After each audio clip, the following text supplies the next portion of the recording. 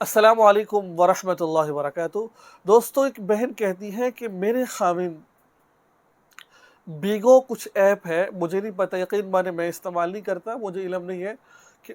اس کو چلا لیتے ہیں یوں، ٹھیک ہے، نہ دانت صاف کرتے ہیں نہ بال کاٹتے ہیں، ایک ایک مہینہ تک وہ جو ان سے نا غسل بھی نہیں کرتے ہیں، ٹھیک ہے۔ اور میں جو ان سے آپ دیکھ رہے ہوں گے، میسج میرے اسکرین پر ہوگا، اور وہ اس کو سامنے رکھ کر وہ میرے ساتھ ہم مصری کرتے ہیں۔ نمبر دو،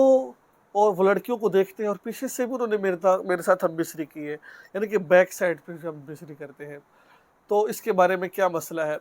دیکھیں، میں ایک بات عرض اب آپ سے کرنا چاہتا ہوں، تمام مرد حضرات سے بالخصوص،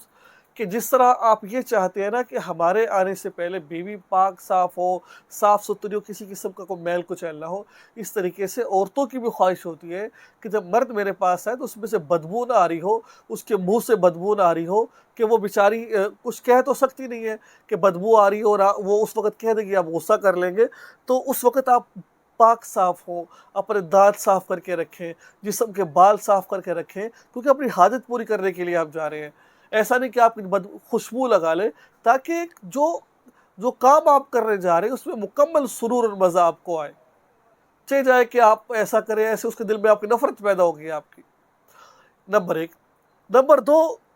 جو میں نے بتا نہیں اس میں کوئی لڑکیاں وغیرہ ہوتی ہیں، اب ظاہری بات ہے وہ بندہ اس کو دیکھتا ہے، پھر دیکھ کر اس طریقے سے بیوی کے ساتھ کرنے کی کوشش کرتا ہے، ٹھیک ہے۔ تو بہرحال جو یہ کام ہے نا، جو بیوی کے ساتھ کرنے کی کوشش کرتا ہے، تصور ان کا ہوتا ہوگا کر بیوی کے ساتھ رہے، یہ گناہ ہے، یہ بھی زنا کی قسم ہے ایک، یعنی کہ تصور کے اندر